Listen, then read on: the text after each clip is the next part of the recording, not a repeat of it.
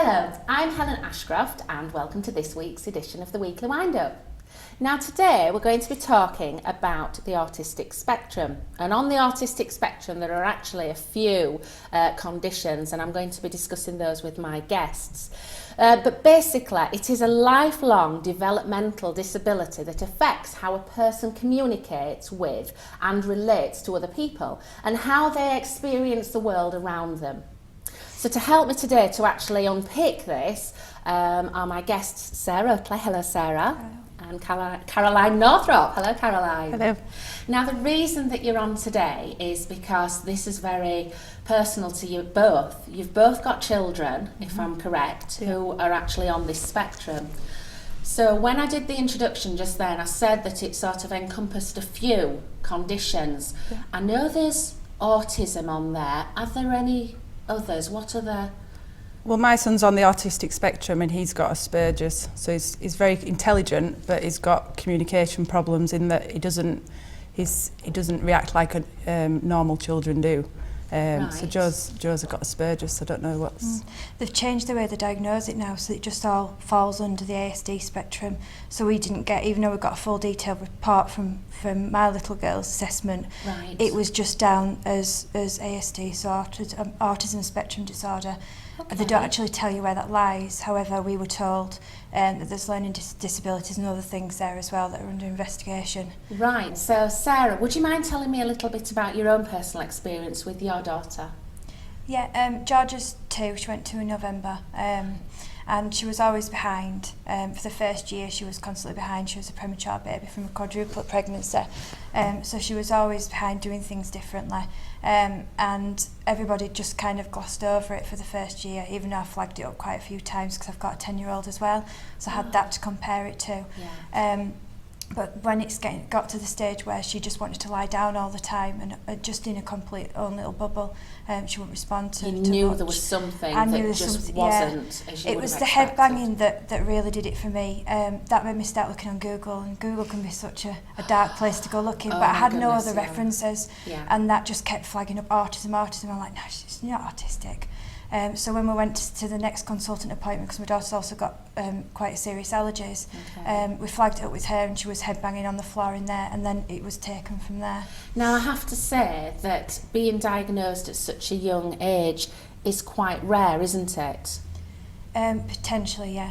Because I know from your experience, if I've Yeah. understood it right, Caroline, and you've got a son who's older, Yeah. this wasn't as easy as what Sarah's saying. Would you like to tell us a little bit about your own experience? Yeah, Joe's nearly 12. We spent 8 years trying to get a diagnosis, fighting with everybody to try, because I knew something wasn't right with Joe. He used to have meltdowns, he used to hit himself, he used to scratch his face when he got frustrated with something or cross with something. He just generally didn't have the social skills that my daughter had, and I just knew something wasn't right, so we went again to the GP. But because Joe's academic and he's really intelligent, it's masked the autism, and the schools just think that he's just a naughty child. Right. He's just, and he had so many meltdowns, and I just had to keep going back to the doctors because I knew as a parent that something wasn't right with Joe. And that's what we had to do, and it took us 8 years to get the diagnosis. So when was he diagnosed? About a year and a half ago. And he's how old now, Sarah? He's 11 now, so about nine and a half. There's a big difference Yeah. between the two. So your experience, you've both seen the same signs and symptoms as parents, if I've understood it correctly. Yeah. You knew there was something that wasn't as it should have been, Yeah. and you both went to the GP. So is it because things have changed that you've got this diagnosis sooner, or why the difference? Is this the same for other parents? You know, are they struggling to either find earlier on and that's absolutely brilliant, or it's a lot later, in which case, like you said, you're having meltdown. Well, he's having meltdowns, and I'm sure you would have been. Yeah. So why is there a difference, do you think?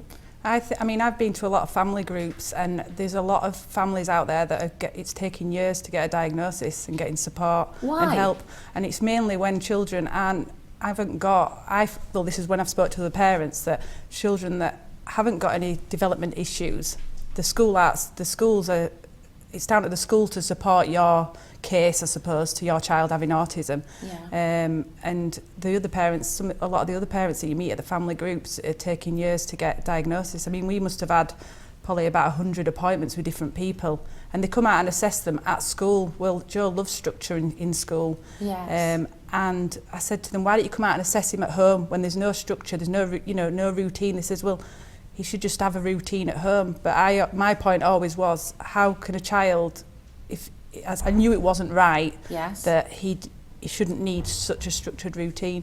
And because school wouldn't support us, because they didn't think Joe had autism. And even when he got diagnosed with autism, they still didn't believe it. That's why it took us so long, because school didn't support our application.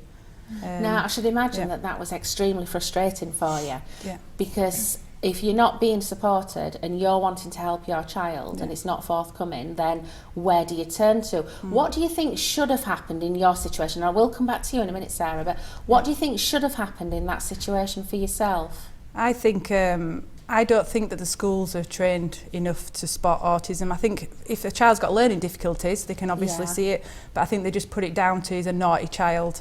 And even after the diagnosis, it took the ladies from the ASD team to go in and do a report, and I think then they actually did think for a minute, maybe he has got autism. So I think there should be more training in schools for teachers so that they can support us, because I mean, Joe's gone to high school now, and they have obviously got more children like Joe, and they're absolutely fantastic with him. He's only started there in September, and now we've got a relationship with school. They support Joe, they support me, regular contact with emails, and I think that's important when you want your child to get an education. For me, I think that there should be more training in schools for them to support Joe. Do you think it should just be in schools though? Because Joe's in school, and I know that you had those difficulties, but you as a parent, did you actually get any support? The only support that we got was they do run some sessions in Calderdale with the ASD team, and there's 3, I think there's like understanding autism and just getting to know a bit more about Joe and how, because Joe can't change, we have to adapt to Joe. He ain't going to suddenly wake up one day and suddenly interact really well with people. And I think the training and the courses that they provided were good, but they were 3 days, 3 workshops. And that's probably the only support that we've had.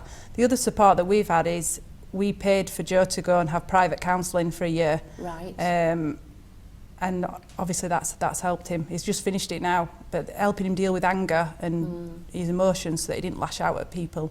But that's a cost to you. That isn't on the NHS, is it? No, we've gone privately to do that because we just got to the point that we felt that we needed to take him to see somebody herself, somebody that he could talk to away from me and my partner.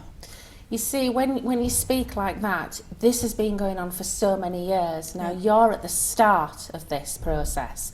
So, is your daughter actually in nursery at the moment, in private day nursery or childcare or anything? She's not. She has a childminder, Right. but that's quite new, and it's just a day a week.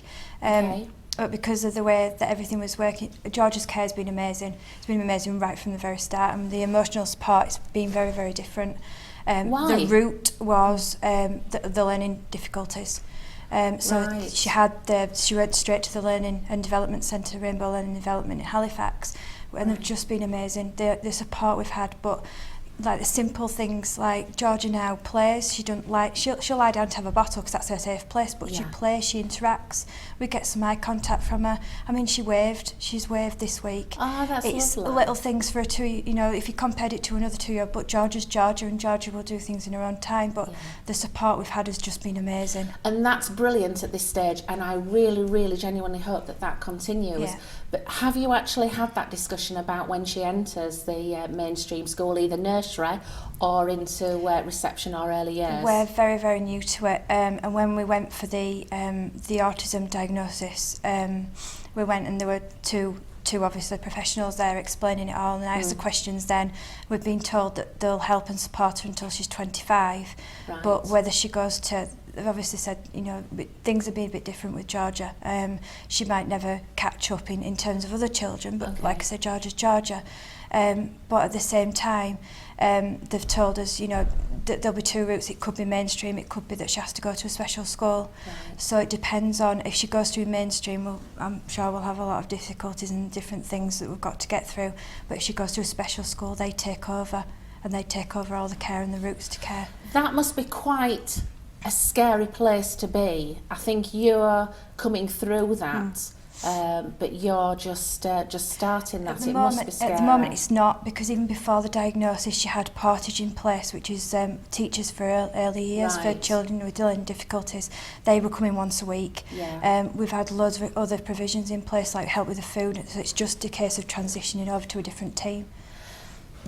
Now, I think we could talk an awful lot longer, but I'm afraid I'm going to have to finish this interview. But I'm sure there are people that are going to be watching this that are either at the same stage that you're at, Caroline, or the stage that you're at, Sarah. So what advice would you both give them? Just give me a simple bit of advice, Sarah, if you don't mind, for somebody that's watching, that's in a situation like yourself. What would you recommend?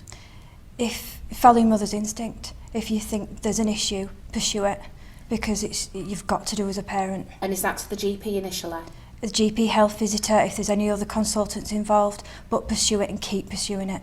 Thank you for that. Caroline, what words of advice would you give to parents that are watching at your stage? I think the thing that's helped me the most is going along to the parenting, to the groups where there's other parents in similar situations, because they can relate to you, and you don't feel like you're on your own, and that there is other people out there, because when you try and explain it to somebody else, it's totally different to actually experiencing it. So for me, it was just having the support of other parents that are going through similar things. Brilliant.